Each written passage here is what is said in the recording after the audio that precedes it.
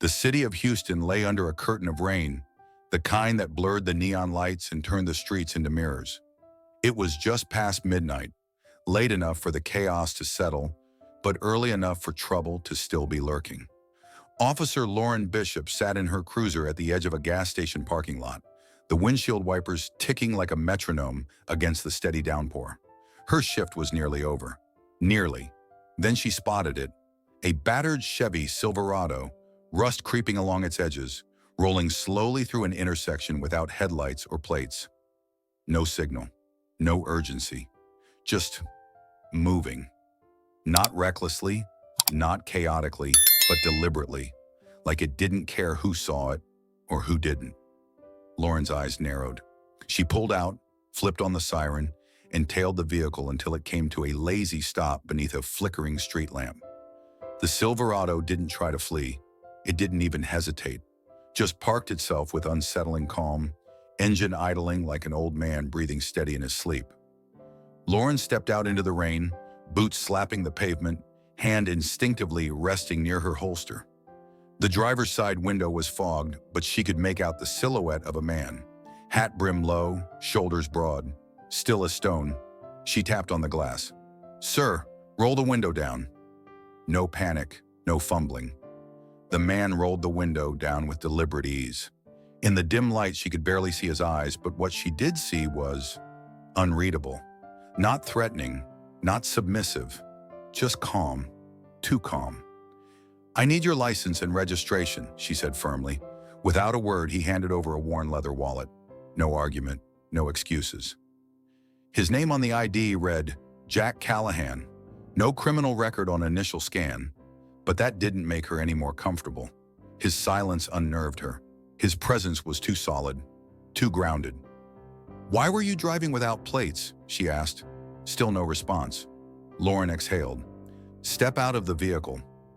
The man obeyed, slow, methodical, not arrogant, but something about the way he moved suggested this wasn't his first time being ordered around, and that he'd seen worse than handcuffs. "I'm placing you under temporary detainment," she announced, snapping the cuffs on. "Suspicious behavior, potential evasion of ID protocol." The man looked her in the eye. His voice was low, calm. "If you're sure this is the road you want to go down." Lauren's expression didn't flinch. "I don't need advice. I need answers." He didn't resist. He didn't explain. He didn't even frown. Inside the cruiser, the silence between them was louder than the rainfall. Lauren kept checking the rearview mirror, as if expecting him to suddenly speak or vanish. But Jack Callahan just sat there, eyes out the window, as though this wasn't his first time seeing the inside of a patrol car. But maybe the first time someone didn't recognize him. Back at the station, as she booked him, a few older officers caught sight of the man in cuffs. Their faces changed instantly. Eyes widened, brows raised, whispers began to swirl. One officer dropped his coffee. Another whispered, "No way, that's him." But Lauren had already filed the arrest. By morning, the video would be trending. Every precinct in Texas would know. And Officer Lauren Bishop would soon realize she hadn't just arrested a man, she had arrested a legend. If you're ready to find out who Jack Callahan really is, comment the number 7 below. Because what comes next will rewrite everything you thought you knew about justice, strength, and second chances. The courthouse was buzzing the next morning, though no one quite knew why. Officer Lauren Bishop, dressed in full uniform and carrying her arrest file, walked through the security checkpoint with confidence. For her, it was a routine arraignment. Book the suspect, present the incident report, and move on. She had made hundreds of arrests before, but this one, something about it still lingered in the back of her mind. The man's calm demeanor, his lack of resistance, that haunting sentence he'd said, "If you're sure this is the road you want to go down?" Lauren brushed it off. She believed in procedure, protocol.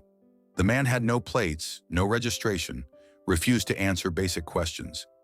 It was a clean bust, or so she thought. The courtroom was packed tighter than usual. The bailiff raised an eyebrow when he read the case on the docket, but said nothing. Jack Callahan, still in handcuffs, was escorted into the room wearing the same denim jacket and hat from the night before. He stood straight, silent, regal almost.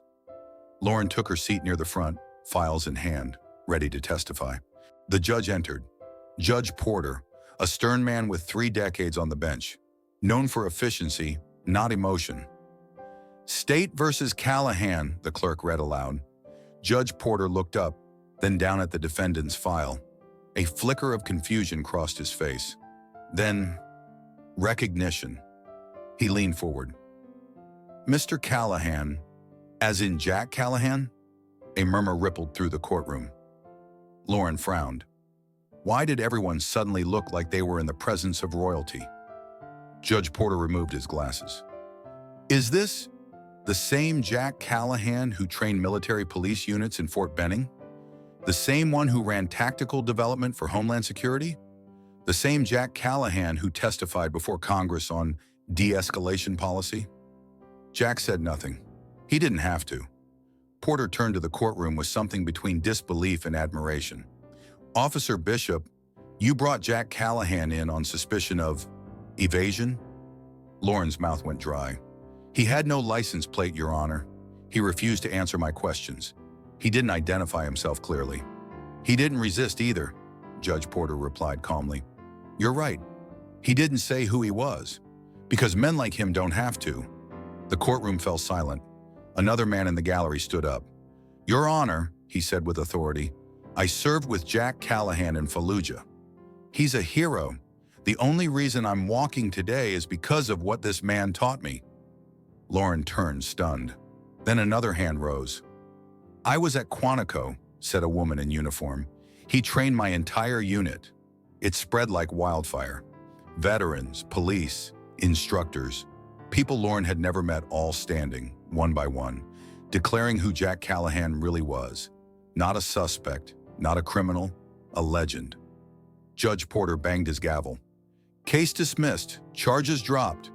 Officer Bishop, I suggest you have a conversation with Mr. Callahan. Off the record. Lauren's throat tightened. Jack Callahan didn't gloat. He didn't smirk. He just turned, cuffs removed, and looked her square in the eyes. Now that you know who I am, he said calmly, would you still have done the same thing? She didn't answer, because for the first time in her career, Officer Lauren Bishop wasn't sure, not about him, but about herself, and the road she'd chosen to walk in the name of justice.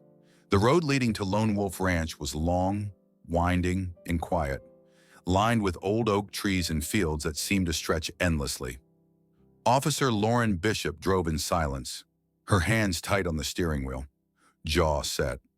She had agreed to come, not because she owed Jack Callahan anything, but because something inside her refused to forget the look in his eyes at the courthouse.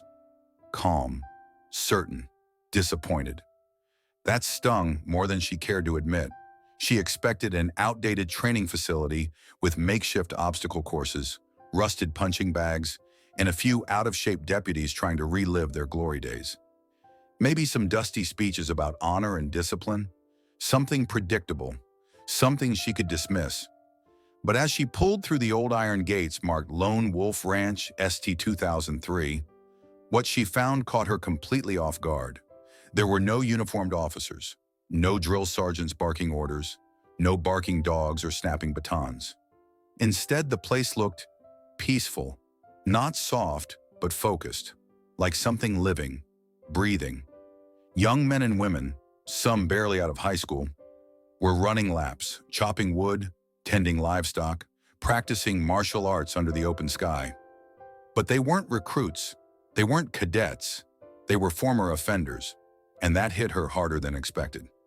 Jack met her at the gate, wearing jeans, boots, and a faded t-shirt that read, "Discipline is not punishment." He didn't shake her hand. He just said, "You're late," with a smile that was neither sarcastic nor smug, just honest. Lauren followed him through the property. He didn't lecture, he showed. Introduced her to the kitchen team, a group of teens who had once been in juvenile detention for assault, theft, drug possession. Now they planned meals, tracked inventory, cooked for everyone on rotation. In the gym, she met Andre Miller, the young man who led the self-defense program. He nodded at her, eyes sharp. "We met once," he said. "You probably don't remember. You arrested me for trespassing. She didn't. But now she did. Then there was Emily Reyes, not more than 20, running a small leadership circle under a large oak tree. The same girl Lauren had once handcuffed for resisting arrest outside a convenience store. They weren't just here to train, they were here to heal. Jack finally turned to Lauren and said, "This isn't about fixing them. It's about giving them the space to fix themselves." Lauren looked around again. No shouts, no barking, just structure, purpose, respect. "This isn't law enforcement," she muttered. Jack nodded. It's transformation. Enforcement might stop a crime, but transformation stops a cycle." Lauren wanted to argue, wanted to hold on to the badge, the rules, the lines, but the place was too calm, too real. She couldn't explain it, but she felt it. She was out of her depth here. Not physically, not intellectually, but morally. She had walked into a place that dealt with what happened after the handcuffs came off. That night, she stayed in one of the spare cabins, alone with her thoughts. The sounds of crickets, distant laughter from the mess hall, and the rhythmic thud of a heavy bag being struck in the distance filled the night air. She sat by the window staring out at the ranch lit by moonlight and whispered to herself, "What is this place?" She didn't have the answer yet, but deep down she already knew. Whatever Lone Wolf Ranch was, it wasn't what she thought. And maybe, neither was she. The next morning, the sun broke over the hills surrounding Lone Wolf Ranch, casting long shadows across the training yard. Officer Lauren Bishop stood at the edge of the main field, arms crossed, watching a group of young men run drills barefoot on the dew-covered grass. She was still processing what she'd seen the day before. This wasn't the world she was used to. No sirens, no commands, no fear-based compliance. Just effort, repetition, growth. She heard a voice behind her, confident, familiar. "You still think this is a reform camp for soft-hearted idealists?" Lauren turned to face Andre Miller, early 20s, built like a linebacker, eyes sharp and focused. He was wearing a Lone Wolf training shirt, sweat glistening on his arms from morning warm-ups. "You," Lauren said flatly, "trespassing, assault, resisting arrest, 3 years ago." He grinned. "You remembered. That's progress."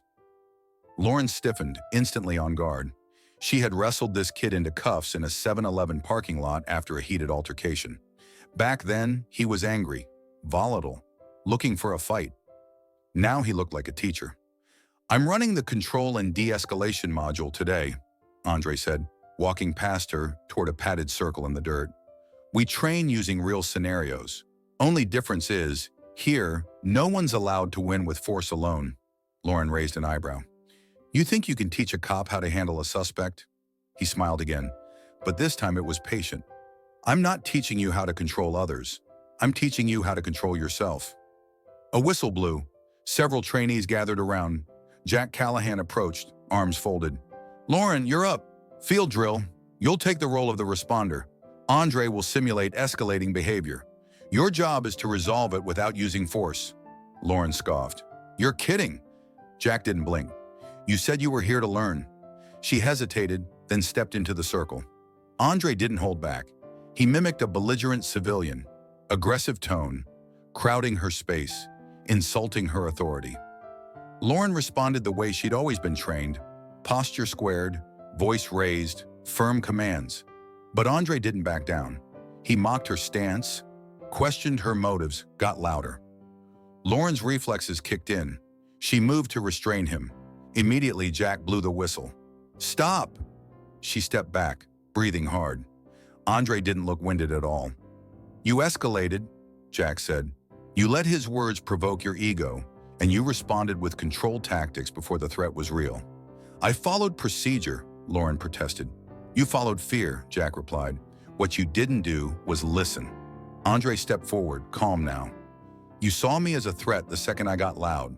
But did you ever think, maybe I was just scared, or high, or trying to keep control of a bad situation I didn't know how to escape?"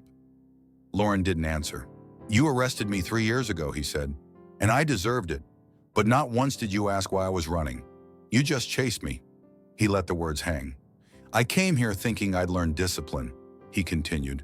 "But Jack taught me something more dangerous than discipline: self-awareness. And with that, I stopped fighting everyone who tried to help me. Lauren stood there silent, the truth hitting her harder than any impact from a suspect ever had. In all her years on the job, she had never considered that maybe her instincts weren't always right, just rehearsed. Jack walked over and rested a hand on her shoulder. That's why this ranch works, because sometimes the best teachers are the ones we used to arrest. And for the first time in her career, Officer Lauren Bishop didn't feel like the one in control. She felt like the one finally learning. The fire crackled in the center of the ranch courtyard, sending dancing embers up toward a canopy of stars. Most of the trainees had retreated to their cabins for the night, the sounds of laughter and footsteps slowly fading into the quiet hum of crickets and wind. Officer Lauren Bishop sat alone on a wooden bench, a paper cup of lukewarm tea in her hands. The warmth didn't reach her fingers, or her thoughts. The day's events replayed in her mind on a loop, especially her session with Andre Miller and the uncomfortable truth he'd laid bare. She hadn't realized how deeply ingrained her instincts were until someone who had once feared her showed her what fear actually looked like from the other side. Footsteps approached, soft and measured. It was Emily Reyes in a hoodie and jeans, hair pulled back in a loose braid. She didn't say anything at first, just sat beside Lauren, knees tucked up, hands wrapped around a chipped ceramic mug. "I couldn't sleep either," Emily murmured, watching the flames. Lauren gave a small nod. "Everything here feels different.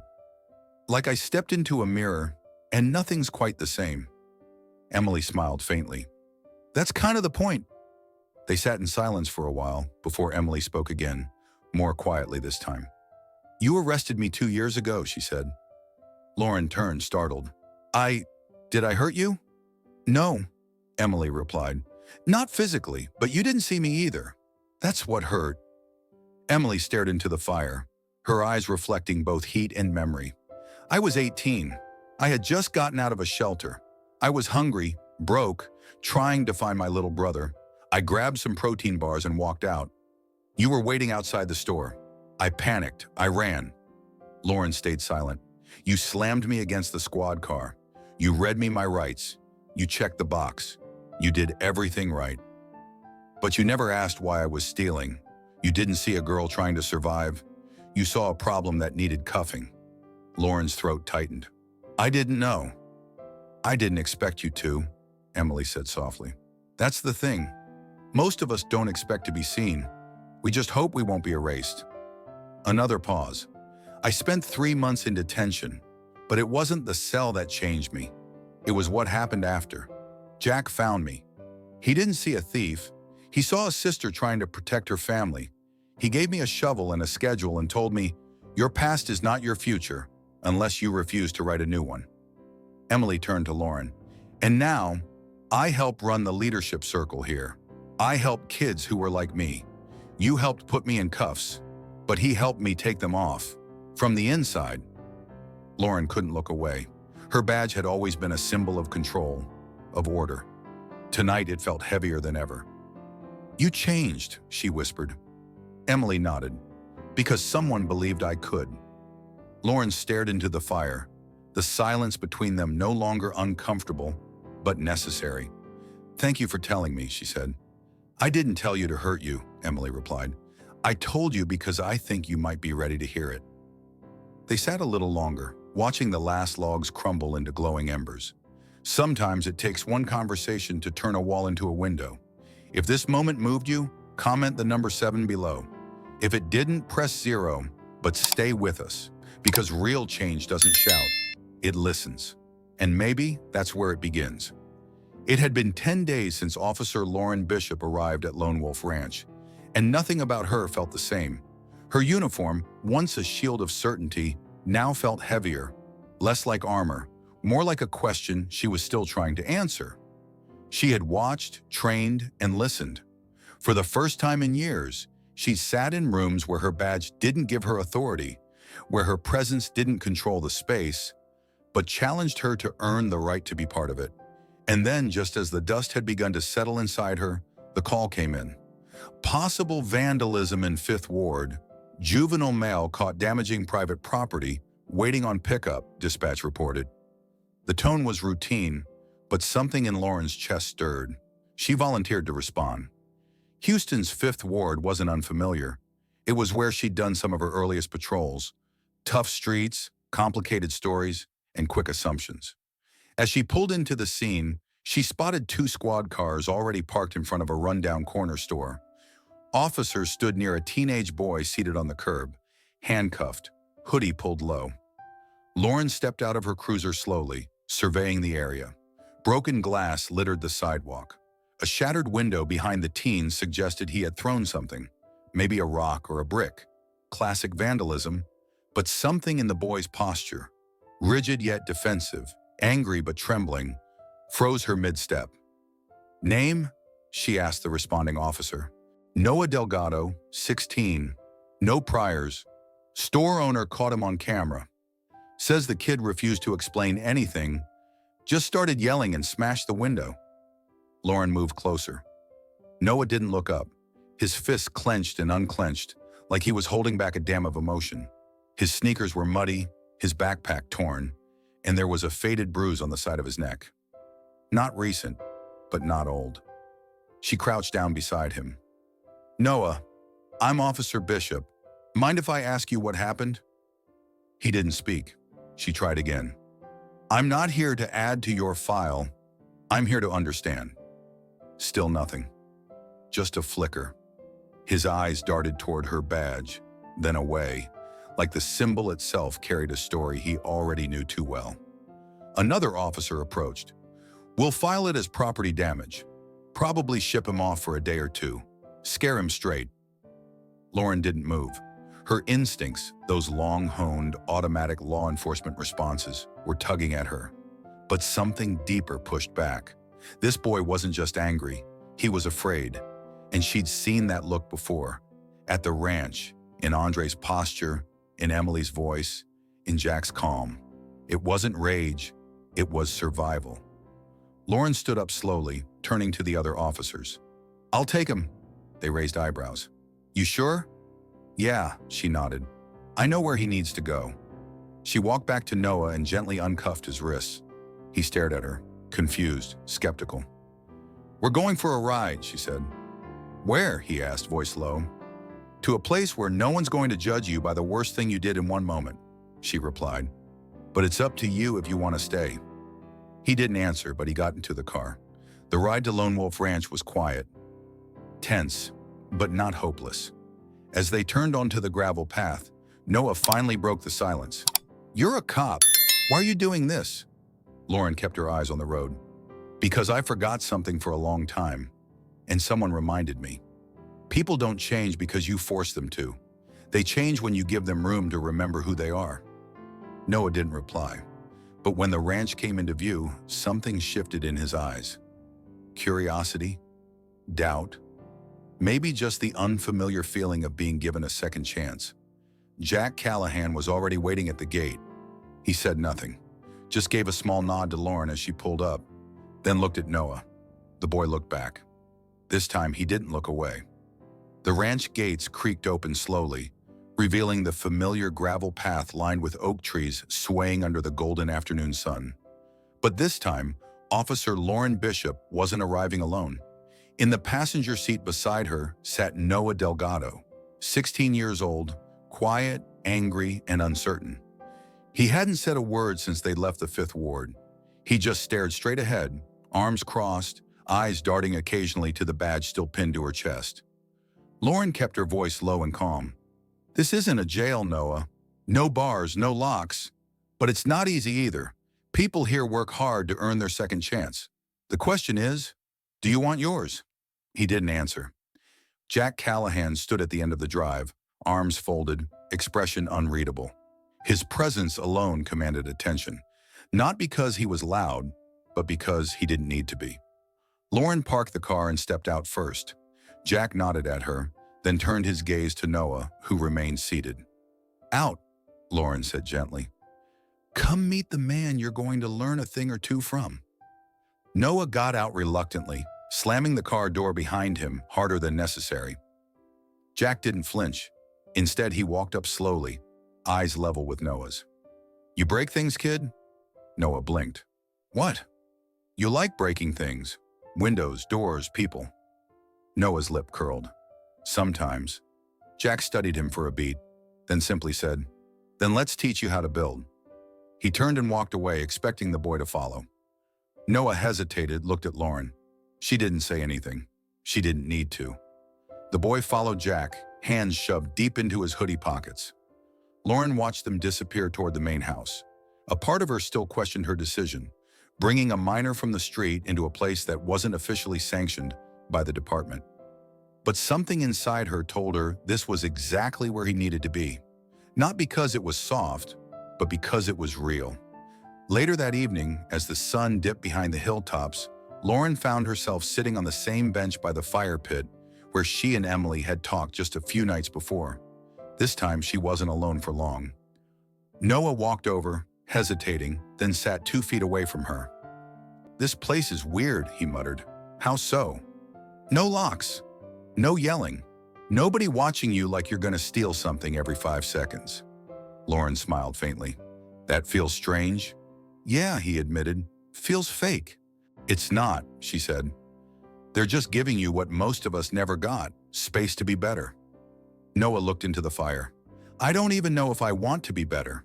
"That's okay," Lauren replied. "Just don't lie to yourself about where you are now." He was quiet for a long moment, then asked, "Why'd you bring me here?" "You could have just taken me in." Lauren looked at him carefully. "Because I saw something in you I recognized."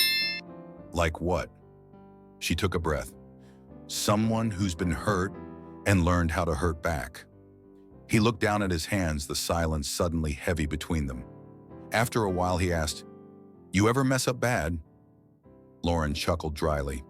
"You have no idea." He glanced at her. "Did anyone give you a second chance?" She nodded slowly. "Yeah, a man named Jack Callahan. I cuffed him and brought him into court thinking he was a threat. Turns out he was the one person who could teach me what my badge never did."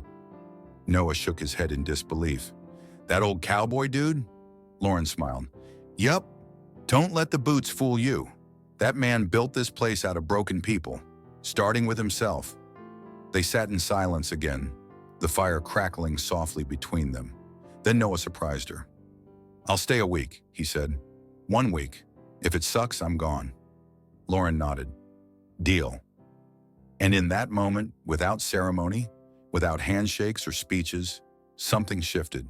A door cracked open, a wall started to fall, and for the second time in her life, Lauren realized that sometimes saving someone doesn't start with power, it starts with presence. The return to Houston wasn't dramatic, no welcome banners, no sudden fanfare. But for Officer Lauren Bishop, it felt like stepping into a different world than the one she had left. The city was the same. Traffic still pulsed like a heartbeat down I-45. Sirens still pierced the night, and calls still came in faster than officers could answer. But Lauren was not the same. She walked back into her precinct with the same badge clipped to her chest and the same polished boots on her feet. But everything underneath had changed. Colleagues greeted her with casual nods and standard jokes. "Back from summer camp," someone teased. "They let you out of cowboy rehab?" She smiled politely, said nothing. A few tried to ask what the ranch was really like, but she brushed it off with a short, "It's different," because it wasn't something she could explain. It had to be felt, lived. The first morning back on patrol, she partnered with Officer Ramirez, a younger recruit who idolized her for her efficiency and control. They got a call, disturbance at a gas station, teen allegedly trying to shoplift. Ramirez gripped the steering wheel, eager. "Want me to take lead?" Lauren studied the call log. "Let's both go in slow." At the scene, they found a boy, 15, maybe 16, standing near the register, flanked by 2 store employees. His hands trembled. A protein bar lay on the counter, unopened. Ramirez stepped forward. "Sir, you're being detained for attempted theft." Lauren held up a hand. "Not yet." She turned to the boy. "Are you hungry?" He looked up, startled. "What?" "Are you hungry?" she repeated. He nodded. Lauren reached into her pocket and pulled out a few dollars. She placed them on the counter. "Ring it up." Ramirez blinked. "Wait, what?" He didn't steal it. He was about to. But he didn't, Lauren said. Not yet. And maybe this time he doesn't have to. The store clerk hesitated, then slowly nodded and scanned the item. The boy took it in disbelief, murmured a quiet, "Thank you," and hurried out. Ramirez was confused. "That's not protocol," Lauren exhaled. "Neither is Grace." Back at the station, she filed the incident under resolved, no charges. She expected pushback. She got silence. Later that week, Lauren took on another call, this time a domestic disturbance. Inside, she found a woman pacing, frantic, while a teenage daughter sat in tears. The woman shouted. The girl screamed back. The Lauren from a month ago would have stepped between them, demanded silence, issued warnings. The Lauren now sat on the floor beside the daughter. "Is this the first time or just the loudest?" she asked gently. The girl blinked. "What?" "You don't have to answer. Just know I'm not here to arrest your mom or scare you into behaving. I'm here to help you both walk out of this house different than you walked in." It took hours, but when she left, there were no cuffs, no file numbers, just two people beginning to speak again. Word started to spread, on the street, in the precinct, in community groups, that Officer Bishop had changed, not softer, sharper, not weaker, wiser. She didn't tolerate less crime. She just saw more people. She also began visiting the Lone Wolf Ranch on weekends. Not always as an officer, sometimes just as Lauren. She helped clean up the barn, joined group discussions, mentored girls like Emily, laughed with Andre, trained with Jack in the early mornings like a student, not a cop. Then came the call from her chief. "We've had 5 teens rerouted from the system to the ranch because of you," he said. "Some folks upstairs don't like it. They say it's off script." Lauren replied calmly, "Justice doesn't always follow the script." The chief paused, then added, "Keep going." So she did, because Lauren Bishop was back on the force. But this time, she wasn't here to enforce a system. She was here to change it. One choice, one kid, one moment at a time.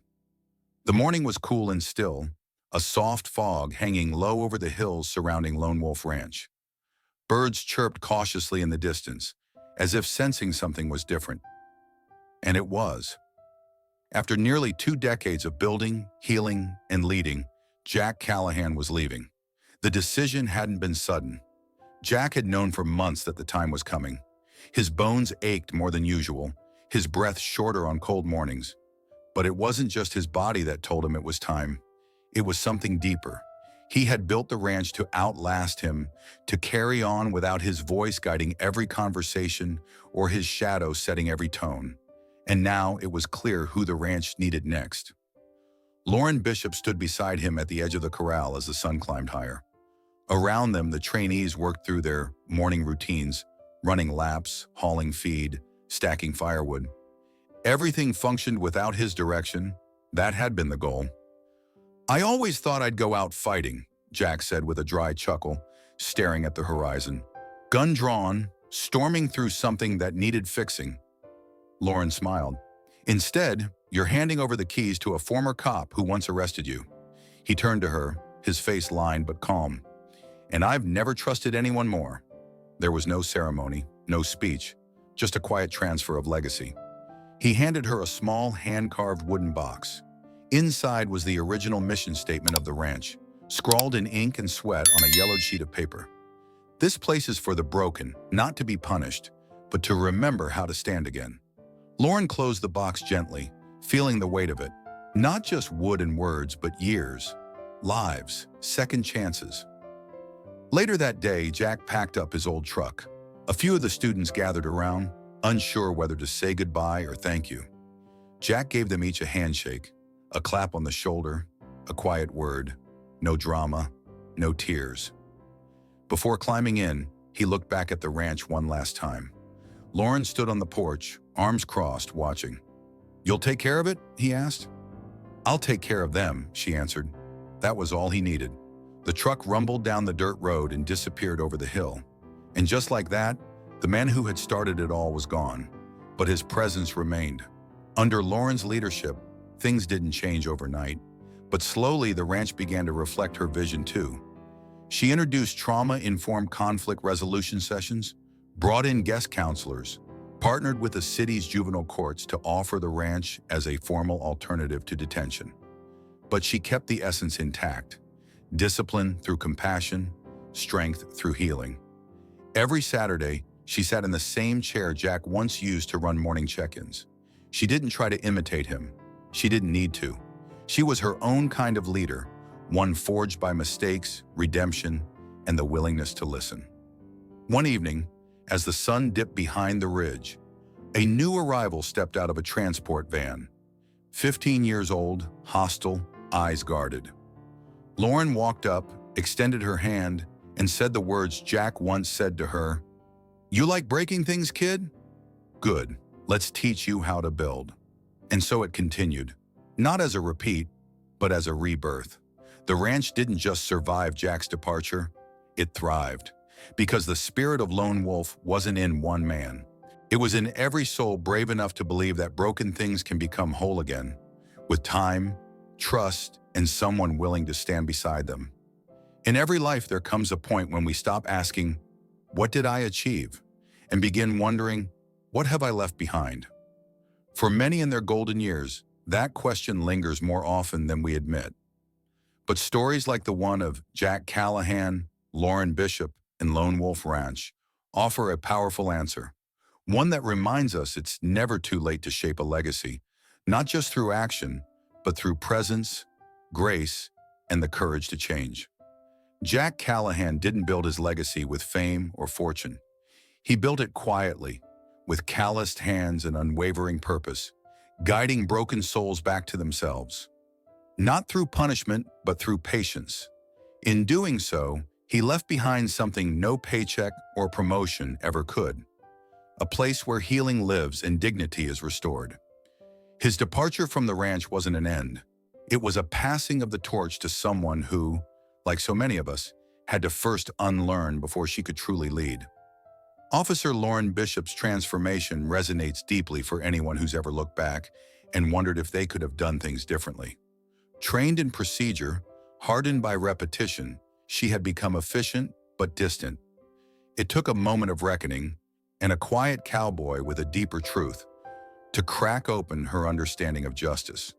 What she discovered wasn't weakness, it was wisdom, that to truly protect, you must first connect. For those of us in our 60s, 70s, or beyond, this story is a mirror.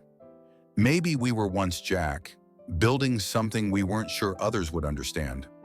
Or maybe we were Lauren, firm in our convictions but unaware of the lives we passed by. Either way, this story reminds us that age is not the end of impact. It's the beginning of perspective. And perspective is the soil where real legacy grows. We live in a time where people are quick to judge, slow to forgive, and rarely pause to listen. But Lone Wolf Ranch stands as a symbol of the opposite. It teaches us that broken doesn't mean beyond repair, that discipline doesn't mean cruelty, that young people, even those who've made mistakes, don't need to be thrown away. They need someone who won't give up on them. And isn't that something we all wish we had when we were younger? For the elderly among us, there's an even greater calling. You carry stories, scars, lessons that cannot be Googled or downloaded. Like Jack, you may not seek the spotlight, but your presence, your voice, and your willingness to mentor can light paths for those walking in darkness. You don't need a ranch. You just need a seat at the table, a listening ear, and the belief that it's not too late for you or for them.